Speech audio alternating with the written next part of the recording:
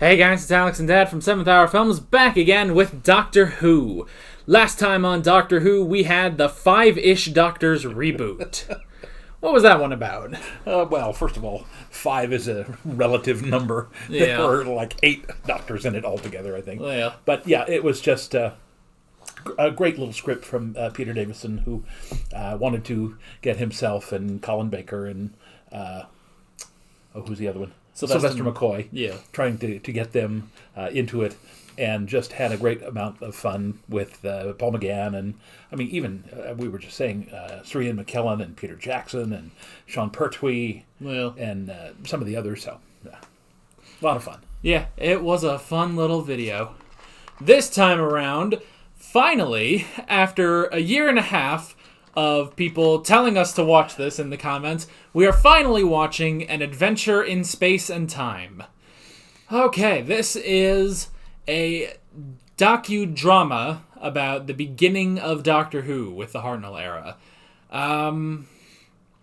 Yeah, this is... Now, I have been warned, technically, there are spoilers in this for classic Doctor Who. That's all right. Yeah. Like I'm going to remember. Oh, that's true. Now, originally, we were actually going to put this off until after we had watched the Hartnell era. But then, because it works so well with the 50th. I think it was released with the 50th anniversary anyway. We just decided, yeah, there might be some spoilers, but should be all right overall. So, I don't know. Maybe in this they show Susan blows up or something. Yeah. Who knows? Well, she can't because we've seen her later. I guess that's true. She has to have a decent fate because she keeps coming back in every anniversary. Although we don't see Ian and Barbara, so, That's true. dramatic music here. I don't know. So yeah, let's see. Today, we will also have up a review of the 50th anniversary audio, The Light at the End. That's just going to be me, because I'm sparing him of audios for a while. Bless you. Yeah. And then after that, we are just back around to Marco Polo. And we will just be continuing forward chronologically through all of Doctor Who until we get to the end. Which is a statement that doesn't work because it doesn't end. So, we can say the end of classic Doctor Who, but then we might circle back around to Eccleston and then start getting into the modern stuff. So, yeah, it will be interesting to see how far we go. But for now, we have An Adventure in Space and Time. Back when they didn't really realize how far this would go. So, yeah, I guess that's pretty much that. Is there anything else before we get started? Nope. Just love me some William Hartnell. He's my doctor because I was there at the very beginning. Yeah. So, with that being said, let's go ahead and get right into An Adventure in Space and Time.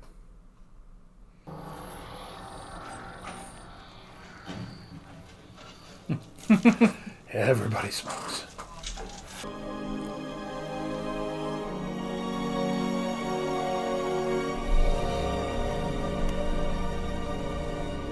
He does look remarkably like William Hartnell. Well, Sidney Newman, closing the name. Better than any mugshot. Still need to see your pass, sir. Ah, the hell with it.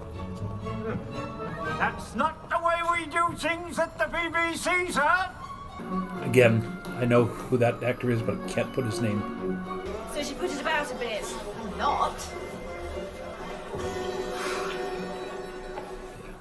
The twist was very popular. yeah. They were only a production. I learned how to do it from American Bandstand.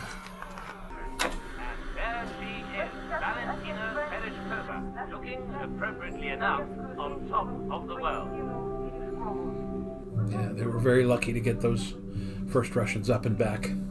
No telling how many never made it back that the Russians never told us about. I don't want you to be my assistant again, kid. I want you to produce it. Produce it. Sure. They've never had a female producer here. Sit down. You're just what this place needs. Someone with piss and vinegar in their veins. Thanks. I think. In a show called Pathfinder. The caveman script is the only one ready to go. We have to start with it. Right. And where are we shooting? Lime Grove, Studio D. God, not there. We can't do anything there. It's a broom cupboard. It's smaller on the inside. It's the wrong shape, and the sprinklers go off when it gets hot. And the opening titles are like nothing you've ever seen. Yes. Maybe I could be in them. Just pop in front of the camera, would you, Tony?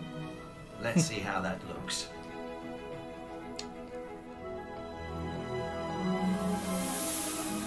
Oh, Christ, no.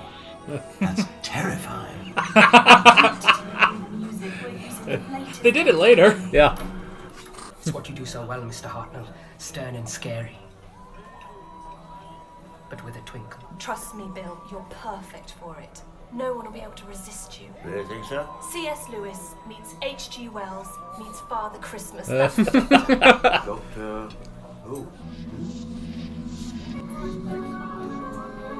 That's a great description of him. Yeah. Especially the H.G. Wells. Buttons. On the controls. All those switches and dials. I need to know what they all do. And what if I press something to open the doors and the next week I use it to blow us all up? You must see that. The children will spot it, you see, if we try and budget. And we must discuss my character. That's what I do, ideas. One day I came into ITV. I got an idea, I said. The Avengers. What's it about, they said. How the hell should I know, I said. But what a title. Pop, pop, pop. Really dodging that question he asked. Yes. I'm gonna find a way to deal with this stuff. Or are you out of your depth? Ooh. Gotta be able to answer the old man's questions. Going down to design and kick some butt, it looks like. Yep.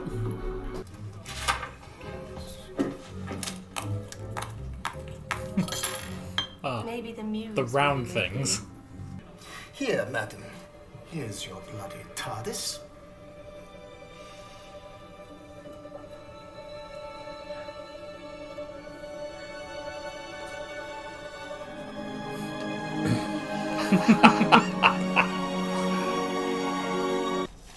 God, it's hot in here. Anyone else hot? Yeah. Okay, everyone. Quiet, please. Quiet. Be careful about the heat if the sprinklers come on. Oh, Susan, don't be ridiculous. Just hold on to them. Sound like us. I was born in the 49th century. Oh, and there goes the sprinklers. Everybody out. Ooh. Am I on yet? Take 5. Wish I knew what bloody dimension I was in. Not a good first day. Did you like any of it? Not much. Hate the opening titles. You're joking. Too weird. It's sensational just because it's new. Hey, I like new. I do new, remember? It's too scary for the kids. I thought we were trying to scare them. Scare them, not traumatize them. Change it. Over my dead body. It can be arranged. Ha. Do the whole thing again.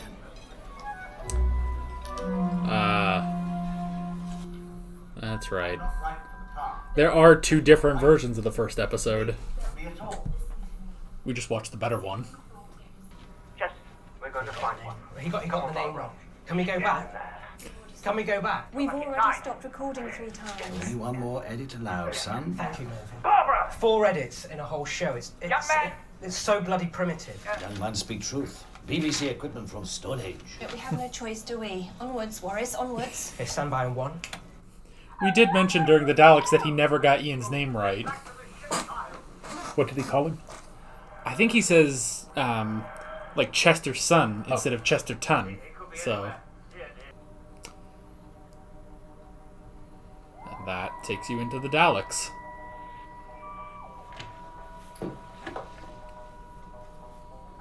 Okay, good. I'll tell them we can make the transmission date. How are the other scripts coming along? Exterminate. Exterminate.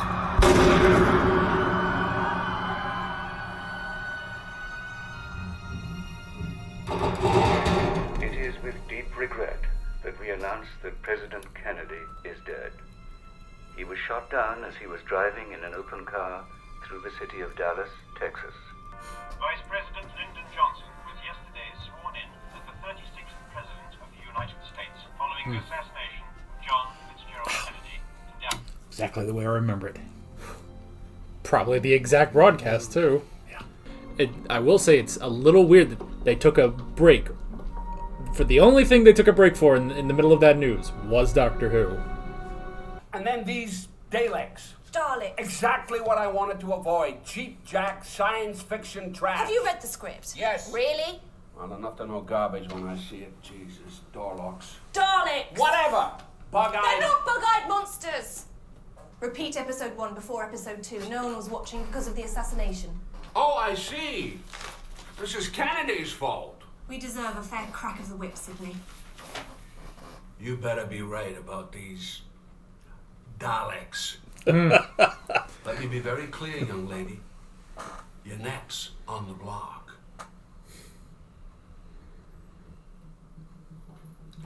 It might be the greatest irony that the Daleks saved Doctor Who. Eat the Daleks. They're creepy, aren't they? Actually, really creepy.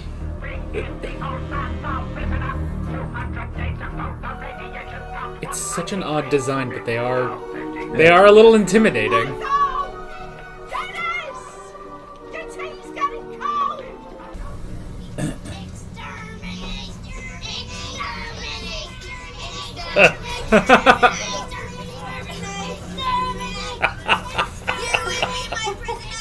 $10 million viewers for your bug-eyed monsters. 10 million. You can't argue with that. So, Well, what do I know about anything? Quickly, child! We're running out of time. Check the fornicator. Complicated. Okay, I think we better hold it there, please. First positions again. that was unfortunate. Wonder if they're gonna have an actor as Patrick Troughton come in for the regeneration. Come on. Sorry to see you go, son. So what's next for you? I've been offered a passage to India. One way? Bill, I hope you never change. Bill, come on. That was an Academy Award nominated film, if I recall correctly. Now then, what's this? An autograph? Teacher said it'll be alright. Well, that must make you a very special little boy, Alan. Oh yes, back when everybody carried pens. Oh! Wow!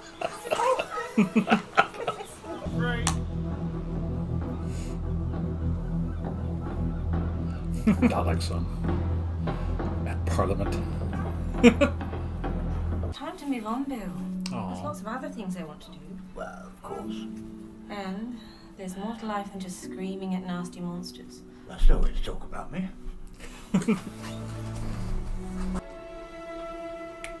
That's lovely, Bill. Really lovely.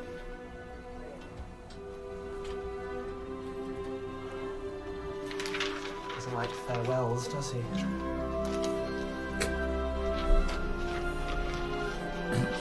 The Doctor doesn't like endings. Just. He smokes too much. Drinks too much. And these days, the only exercise he gets is walking the dog. From the Web Planet. That, plus doing Doctor Who. I'll have a quiet word with my successor. Oh. Oh, I see. Oh, even she's moving on.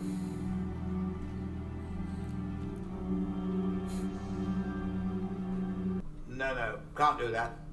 Beg pardon? I'd have to move around to the other side. That's where the door switch is. Does it matter? Of course, it matters. All right. I'll work around it. You move where you like, Mr. Hartnell. Thank you. I will. Okay, top of the scene then.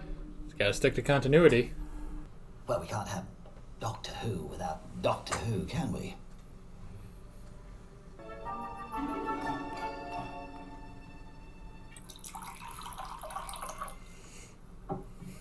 It's interesting watching the gears turn. Here we can. Hello there. We're looking at ways of refreshing it, regenerating it. Well, yes. Quite right. We want Doctor Who to go on, Yes. but not with you.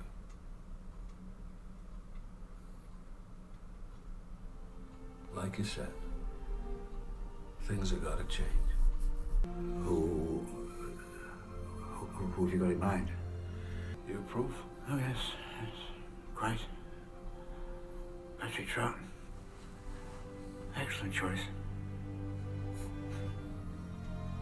Very young Patrick Troughton in that. I'm so sorry, Bill. That's got to be rough. Yeah. I don't want to go.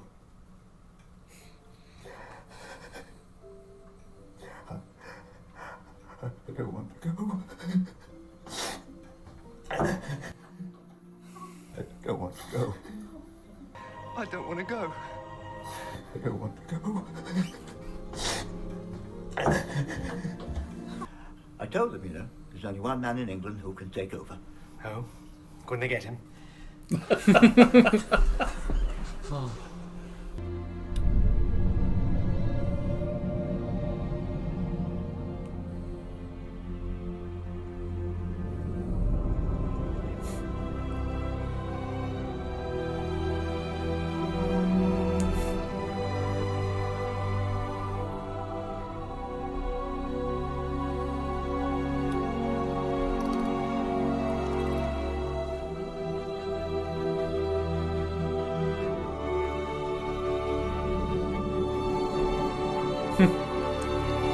Nice touch.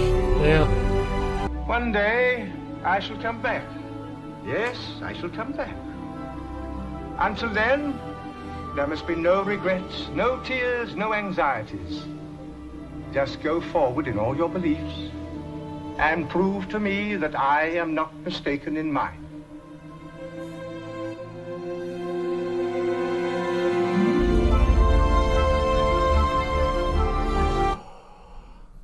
Brian Cox. Brian Cox. There you go. All right. Whew. Very nicely done. Well, I had no idea what this was. I thought this was going to be a documentary. no, docudrama, technically. Yeah. So, yeah. Whew. Now, I have to say, as good as he was as Hartnell, it's like there was like one or two things. Like, first off, I thought he was a little too tall and the voice wasn't quite there. That was not a convincing Patrick Troughton. Like, well, I wouldn't say so. With how convincing he looked as William Hartnell, at least. Like, if they brought in that guy in a future episode as the second Doctor, I'm not sure I would quite buy it. But yeah, he wasn't quite old enough. But yeah, but honestly, maybe Patrick Troughton has an even more distinctive look about him than William Hartnell. But yeah, that was excellent. Yes, well done. And I did notice when he's over the fireplace and he says, "I don't want to go." That, I feel like they wrote that in like as somewhat of a nod to that is the last thing that the 10th Doctor says before he regenerates, that I don't want to go, which is sort of like, you know, technically when you look at it in canon, it's like, well, the Doctor's, he's still alive, he's regenerating, but that is a bit more meta of Tennant saying he didn't want to go. Yeah. So, so that was interesting. But, as an actor, that's when you get a role like that and you don't want to give it up. Yeah. There are a lot of shows where I've said, I enjoy doing this show. I'm happy to move on to the next thing. But every now and then you get that one role, you go, wow, I'm really sorry that I can't continue playing this role. And that must have been very hard for him. Yeah. It would be interesting to know if they had consulted his wife or if there was any kind of, actual background for that, for him actually saying that. So yeah. All right. Well, we can go ahead and head into the notes for this. The first thing I wrote down was Sydney and Verity, the creators of Doctor Who. interesting, very interesting people then, and how this sort of came to be. It is interesting that it more focuses on the two of them at the beginning, but as you go forward, it shifts more to focusing on Hartnell. Yeah. Which makes sense because, at a point, Verity just leaves, So... and the thing that he mentioned at Pathfinders, that doesn't sound familiar at all. Now, remember, I didn't get to England until probably June of 63.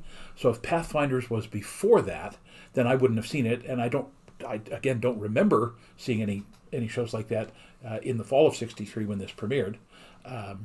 So again, if they were working on some other kind of science fiction film, I didn't know. It's interesting to find out that he did The Avengers. Great name. What's the show about? Have no idea. It was a detective. I mean, John Steele was a private detective, and what was her name?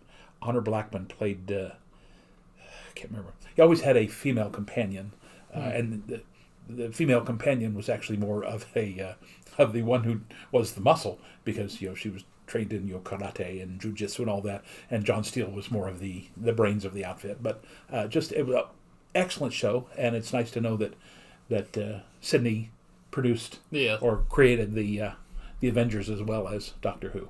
Yeah, and we got a little bit of the other people around the BBC not taking Verity or Doctor Who very seriously, because that is an interesting sort of combination. It's like, okay, this is the first show being produced by a woman for the BBC, and not only that, it's this kids show, this time traveling kids show. So not everyone is taking her seriously, and like with the set designer there, just not getting that TARDIS set built at all. Yeah. Although I did like when he finally caved and he just got a couple things, put it there. It's like, there's your TARDIS set, and it's like, there you go. There's the iconic TARDIS set. I've designed a few sets that way. It's like you think and you think and you think, this is a show that has 15 different sets, and then you say, wait a minute, we just need to figure out some simple way of staging everything with just a piece here or a piece there. And ultimately, I'm sorry that they didn't take it any more seriously than that, but it ultimately ended up being exactly what they needed. Here's this gigantic machine that looks like a police call box on the outside, and just that central console, and it has very specific functions, and Bill Hartnell knew exactly, I can't do that here, I have to go around to the other side. That's just perfect. It was interesting to see like his commitment to the continuity. Like, he had to know which switch he was flipping at what point, and they were okay with that. They were totally okay with him doing that, him taking it that seriously. And then that becomes an issue once we got a different showrunner that doesn't care as much as he does about this sort of stuff. And that's the next thing I wrote down is the Doctor. I like how they pitch this character, because I suppose they do focus a little bit, like when they're pitching all the characters, they do focus on the Doctor a little bit, and like a little bit more than the others. Which makes sense, like, okay, he's the mysterious one, we're only saying his name is the Doctor, nothing more. And granted, we are sort of looking back at this, this is written in 2013, we know how big of a character the Doctor is. He becomes the main character of the show. So it was just interesting, it's like, okay, we have, the typical teenage girl, we have, a couple of young people that'll play the teachers, and we'll have our leading man, and then we'll also have this mysterious old man called the Doctor. It was just interesting, like how they pitched it, especially pitching it to him. Yeah, and it makes you wonder too if they really hadn't made up their mind whether he was going to be a physician doctor or like a PhD doctor, because when Hartnell's granddaughter asked him, "Do you heal people?" it was like he had to stop for a moment because he didn't really know at that point. Yeah, and I guess that is sort of the thing, is that because none of this was planned. Yeah, which is kind of the odd thing at the end, when he looks over and he sees Matt Smith there and he's in his suit and everything, and it's like okay, yeah, that is where the show is in 50 years, and it's like none of this was planned though. They were really just going with it. none of this, like, if you had taken, like, let's say you took The Day of the Doctor back in time and showed it to all of them, they'd be like, what show is this? What are you talking? It's like, hey, well, at least the Daleks were successful, I guess. Yeah. So I also like that, because we talked about there is sort of a shift in this where it starts out focusing on Sydney and Verity, and then shifts more to focus on William Hartnell towards the end of it. And it's also interesting to see, like, him not being quite as interested. He's not really sure about this whole thing. And then watching just how committed he gets to this, to his performance and everything. The idea that, like you said, in that original pilot, he comes off much too nasty, much too gruff, and she says, I steered you wrong. You were right. You needed to have more of the old man. And again, we know this from the future, is that he does, over those 3 seasons, get less and less grumpy and more the Wizard of Oz character, Professor Marvel. Right. Well, even in like, because we've only seen the first 3 serials, which I think in total, if you break those down by episodes, is about 13 episodes we've watched. And even over the course of that, he's gotten a bit better. Yeah. Which was kind of like the main point of the last one we watched, The Edge of Destruction, was, yes, he was abrasive, but he learned to sort of, be a bit better, and he was starting to treat Ian and Barbara a bit better, too. Let's see. I wrote down day 1. That was not a great day 1 they had. Because, they said it's like, this is the really crappy broom closet they're putting us in. When it gets hot, the sprinklers go out, and it's like, as soon as he said, is it hot in here to anyone? It's like, oh, I know where this is going. Well, again, I have been there in 1985. We started a new theater in Oklahoma City, and the producer and I went down to do the auditions, and the skylight was leaking. These auditions were like in late November here in Oklahoma, and we had the piano player, playing for the music for the auditioners, and we're all going, I wonder if that leak, because there's just a huge puddle on the floor. You can mop it up, and you could have put a bucket there, but still, all these people coming in to audition, and we're in a leaky warehouse, and it's still there, 35, 40 years later now. So. Yeah. That was interesting, and I do like how they mention that they had to reshoot the first episode, which, yeah, I do remember when we started doing classic Doctor Who. I think people specifically said don't watch the original version of the first episode. So it might actually be interesting to kind of go back to that one, and before all the caveman stuff happens, because it's just that first episode where Ian and Barbara force their way onto the TARDIS. So it's just it'd be interesting to like kind of go back to that and see like how actually abrasive the Doctor was, and then how that changes to the next next with all the stuff taping that they've lost over the years, to think that they still have the original pilot, that's kind of unusual. Yeah, the original pilot that they didn't air, it's like, because they had to do the reshoots and then they aired that. Why would they still have that? But apparently you can find it. Yeah. So, what did you think of our performance for our William Hartnell? Very good. I mean, again, the first time we saw him, I was really astounded at how much he looked like William Hartnell. Yeah. And I thought he did a pretty good job with his voice and mannerisms. Yeah. But showing that clip of Hartnell at the very end there, that I mean, you got to do that. But yeah, I thought he was very good. And do we know who the actor was? I believe it was David Bradley. I guess he would be first up here. Let me see. I am not mistaken in mind. I'm going to go through where are they now? No, wait, they're David Bradley. Huh. Yeah. Now, is that the guy who did the 5 Doctors? No. I don't remember the name of the guy from the 5 Doctors. Actually, apparently, like 4 months after he did the 5 Doctors, he died. Oh. Yeah, so yeah, I think, because this is 2013. I think, Who else has he played? I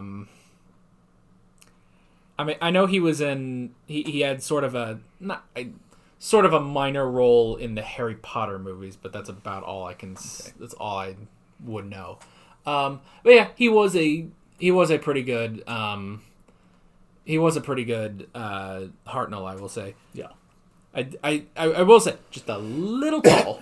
I thought, especially when you put him next to Ian and Barbara, and it's like, okay, we're recreating the shots. Like, he's too tall, though. Like, I don't know. Yeah. Now, you get the best actor you can. Okay, Harry, the security guard. I'm assuming that's the guy that was giving Sydney crap at the beginning about, that's not the way we do things at the BBC. William Russell, I believe that is the guy that plays Ian, the original actor for Ian. Oh. So,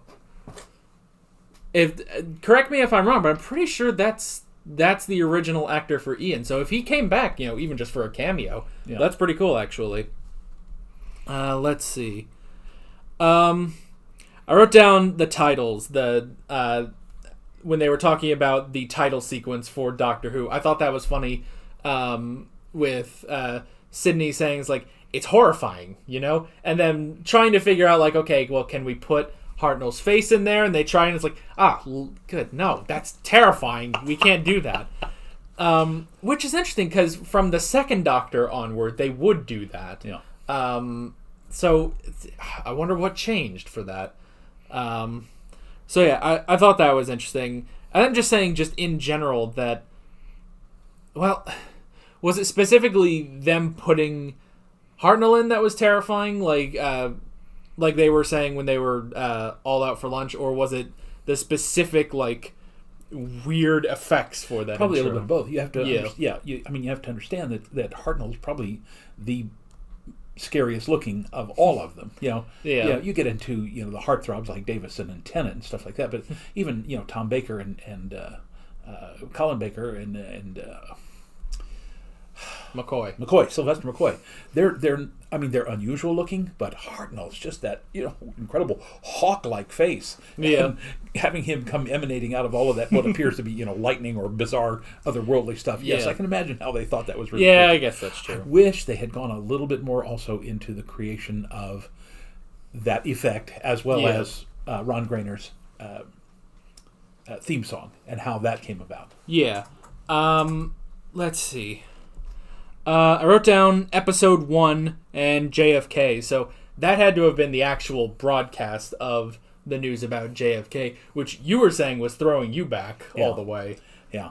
That has to be a little weird to go back to that. Well, the thing is, of course, the very first time I heard about it, it happened between noon and 1 o'clock in Dallas.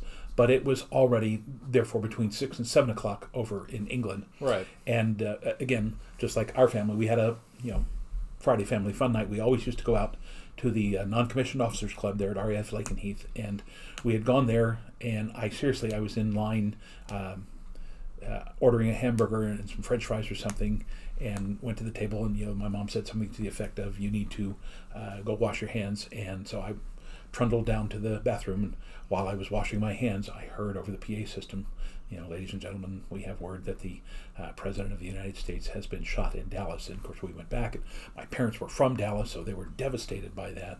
And then we finished eating, went home as quickly as we could, and then they, by the time we got home, they were announcing that the President had died and that the Vice President had been sworn in. And again, just pretty much nonstop coverage that entire weekend is all I remember, until sitting there on Saturday afternoon, it's here's this little thing, and it's wow, that. I said this during that, when it's okay, it showed the credits and Hartnell watching it, and it's we now return you to the news, from America, and Vice President Lyndon Johnson has been sworn in. It's this is the only thing they took a break for. They took 25 minutes of a break just for Doctor Who, which seems a little odd, honestly. In hindsight, it's okay, why is this the one thing they showed during all that, the one show? But I guess maybe because it was new. Yeah, man, maybe because, let's face it, we all needed a break at that point. But yeah. But again, congratulations to Verity Lambert for going in and saying, "I want the pilot run again before we run episode 2. Yeah, that was good. I like, even after so they rerun episode 1 and they're going into the caveman story. First off, I love that no one liked that caveman story, because I feel like that is validation for how much we didn't like that caveman story. Like that, because that's the thing. They were saying it's like, oh, we got, this 100,000 BC, and it's like, it's the only script that's done. So they had to go into that for the first episode. But again, you have to understand, we're looking at that, and you're an adult, you're over 20 years old, and but as a 12-year-old kid, to see a time machine go back and ultimately meet up with cavemen, for a kid who was into history, it's like, wow, this is really cool. I probably didn't realize that's not what cavemen were like, but that's the kind of thing that you expect from H.G. Wells, and then going forward into the Daleks and going back to the French Revolution and going this, that, and the other place, Marco Polo and the Crusades. That's what hooked kids at that time. It wasn't so much the science fiction, it was the history, getting to see that stuff on the television, and making it fun to watch. And then they were saying, like, okay, the first 4 episodes they did all right. They did all right. They got all right ratings, all right views, and everything. And I love that. Yet it is the most ironic thing when you look at every story of Doctor Who, right down to the 50th anniversary. With the Time War and everything, and then you go all the way back. What saved the show and got it all the ratings? It was those Daleks. Yes. And I like the guy, when they were shooting that first scene with them, and then the one guy in the back was just like, these things are creepy, aren't they? I'm like, ugh. What's really kind of weird, though, again, we remember them in black and white, so that they tended to look, very much metallic. But when they, first came on and they were in, teal blue dots, and that was. I think if people had seen that in color, they would have. Well, that's not very scary. They're teal. So it probably helped out that it was in black and white. Probably helped the effect of the machinery. Yeah. Now, something I just realized, something they might have put in here, which could have been kind of interesting, is what did the movie, how did the movie have an effect on the show? Like, did they do, like that would have been interesting, have these people, sort of talk about the movie. Like, what did Hartnell think of, Peter Cushing coming in and remaking his episode? Now, when was the movie? 65. 65, so that would have been his 3rd season. 65 to 66. And again, I'll be honest with you, I was still in England in 65, 66, still watching Doctor Who religiously. I don't remember ever hearing about the movie. That is so odd. Because, that's the thing is, all this Dalek mania happens, which, saves the show. And then the movie happens, and, we had those kids that went up to Hartnell and said, like, oh, when are those Daleks coming back and stuff? And then, they showed... I did love the shot. It seemed like the only thing they shot outside for Doctor Who was those 4 Daleks going across the bridge next to Parliament. And it's like all of this. And it is kind of odd when you say you never heard of the movie, the Peter Cushing movie. So, I don't know. Apparently I think it was pretty big, though. So, I don't know. You just happened to find the one corner of England that didn't talk about it, I guess. I don't know. Yeah, we're off in the boondocks there in East Anglia. Maybe that was it. I guess. I have no idea. Because, you would think you would have heard of this. Yeah. The big movie, we're bringing the Daleks and Doctor Who to the big screen. So, let's see. And I guess I didn't write down too much else other than, the latter half really shifts focus away from the producers and directors and everything, which I did like sort of this trio they had going of Sydney, the big boss, and Verity, the producer, and they had the director there, and they were all good and fun, and then shifting the focus over to Hartnell, which is interesting just how seamlessly it shifts the focus to him. So I did like that, and the fact that they kept... I like that they kept, taking the pictures of the Doctor and his companions, basically, and just watching sort of them sort of drop out one by one, and we're getting new people in there, but he's still staying the same. And I don't know if he was looking older or not, like if maybe they did something to make him look older, or if it was just all in the acting, because he always had sort of that 1,000-yard stare, too. So technically, I suppose this gives away how Susan leaves the show. Even though we don't really know the plot around it, we just know that, okay, she must find someone, because, we heard a bit of that mentioning some guy named David, and it's like, okay, she finds someone, I guess, and stays with him, as opposed to staying with the Doctor. I would be curious the dynamic between the Doctor, Ian, and Barbara without Susan. That would be interesting. And then the two of them eventually leave, and we bring in new companions. Like, okay, how does this first Doctor get new companions? And I would assume, I don't know, maybe at that point he would have Jamie, but I'm not sure. Like, as he regenerates into the second Doctor. So, I don't know. Let's see. So, yeah, it was interesting. Now, I hear that it's not... I think I have heard with this that they might take, like, a liberty or two with how bad his health was.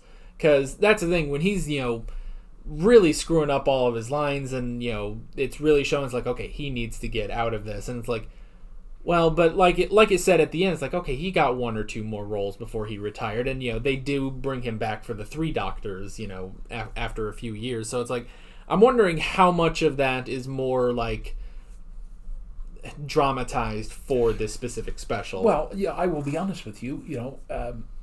I mentioned to you I did a show in would have been about 1991, 92, called Lend Me a Tenor.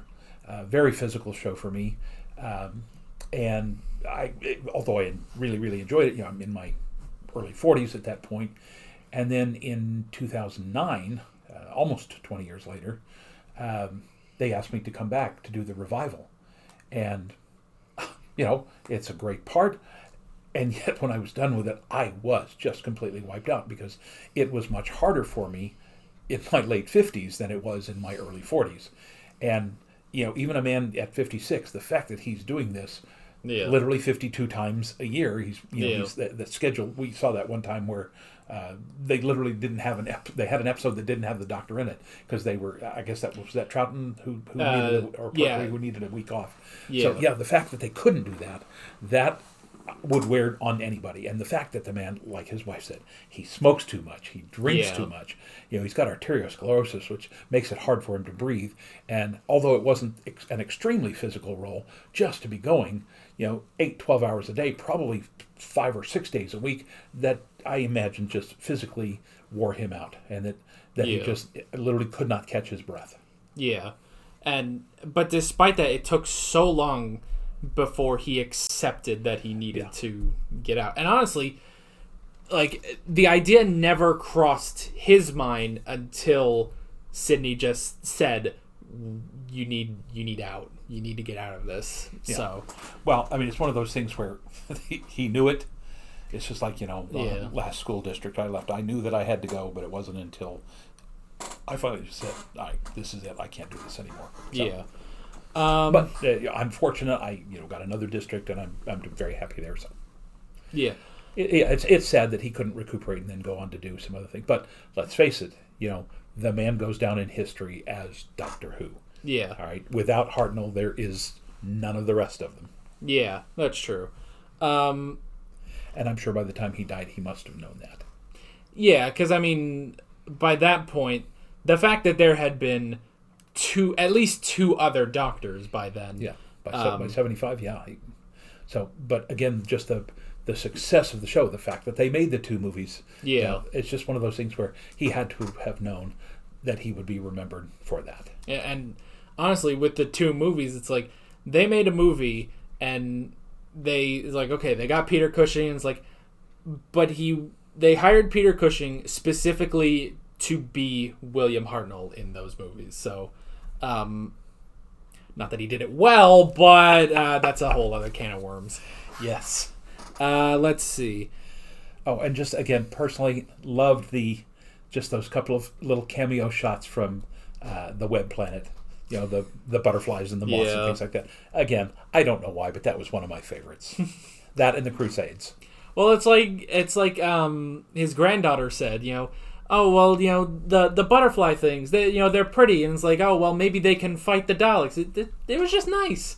You can ride on one of their backs with a bow and arrow. It's like I didn't even think they could have done that when his health was good. Yeah. So, and I do like at the end it does show like he sees the 11th Doctor at the end there. Which is interesting and honestly makes me think like it's like, oh, is the Doctor watching like how his show was created? It's like I'm thinking about it too much. They just put Matt Smith in there so to show us like, yes, this can keep going. It's all right. You know, 50 years later, it's pretty good. Which I did also think, you know, all right, so the joke with the 5-ish Doctors reboot is that, oh, well, they're not bringing in all the classic Doctors, you know? And now it's now that we get this that no, we got everyone. We made sure we got everyone, just not all in one episode. The Day of the Doctor showed us, even though it did show every Doctor, the Day of the Doctor showed us was a celebration of new Doctor Who. The 5-ish Doctors, as goofy as it was a celebration of all the classics, right down to having Sean Pertwee there as sort of to fill in for John Pertwee just at the beginning. And then now this, which shows us the first and second Doctors. Even if the second Doctor just had a little cameo at the end there. So, I did like how funny he was, too. Just to me, it's like, yes, I know that they got the best man in all of England. It's like, really? Where is he? It's not me. So yeah. I mean, that's pretty much all I wrote down for this. This was really good. Yeah, excellent. Just absolutely wonderful. Yep. Thank you all at the BBC. Yeah. Whoever wrote it, everybody just kudos. Yep.